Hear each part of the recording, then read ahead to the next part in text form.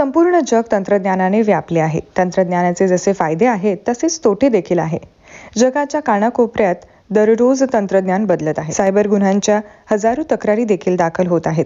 आता घरफोडी, चोरी, दरोडा याचे प्रमाण कमी होऊन सायबर गुन्ह्यांमध्ये लक्षणीय वाढ होत असल्याचे परिमंडळ 3 चे पोलीस उपायुक्त संभाजी कदम यांनी सांगितले. जाधवर ग्रुप ऑफ इन्स्टिट्यूट्स आणि महाराष्ट्र पोलीस यांच्यातर्फे रेझिंग डे निमित्त कार्यक्रमाचे आयोजन संस्थेच्या सभागृहात करण्यात आले.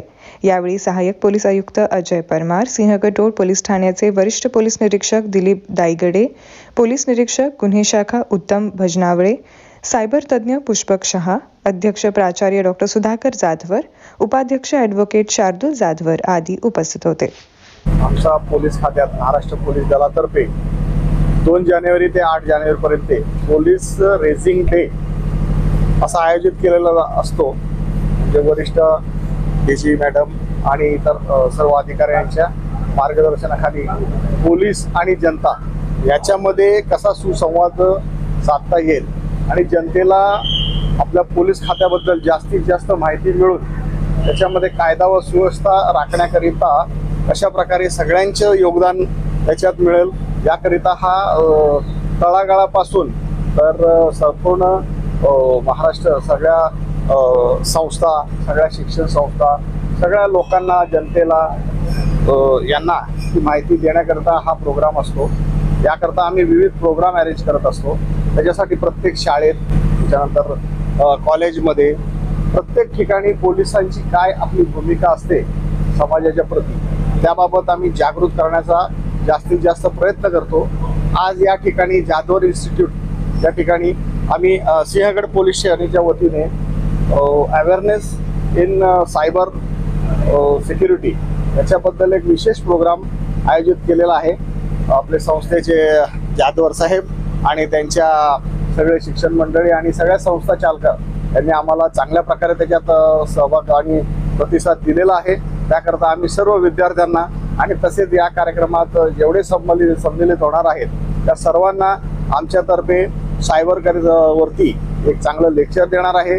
आपण मुलांना तसेच समाजाला सायबर सिक्युरिटी याचा काय उपयोग आहे आणि कशा प्रकारे मोठ्या प्रमाणात आता त्या सायबर गुन्हे वाढत आहेत आणि प्रचंड प्रमाणात जो आर्थिक नुकसान होत आहे सोसायटीचा त्याच्यातनं वाचण्याचे काय पर्याय आहेत का, त्या परीने काही जी काही माहिती असेल ती त्यांना उपयुक्त माहिती आम्ही देण्याचा प्रयत्न करत आहोत. आणि याच रेझिंग डेच्या अनुषंगाने मी जनतेला हेही सांगतो की पोलीस हे आपल्यापर्यंत प्रत्येक ठिकाणी मदतीकरिता उपलब्ध असतात. त्यांचा रोल तुम्ही जाणून घ्यावा आणि त्यांची मदत ही सतत तुमच्यासाठी असते. त्या अवेअरनेस सर्व जनतेने त्याच्यामध्ये उपयोग घेऊन त्याचा माहिती घेऊन त्याप्रमाणे पोलिसांची मदत आणि पोलिसांचं सहकार्य आणि सगळ्या जनतेच्या सहकार्याशिवाय आपण कायदा व सुव्यवस्था ही राखू शकत नाही. याचा फक्त त्यांनी प्रत्येकाला माहिती मिळावी असंच आमचं ध्येय असतंय.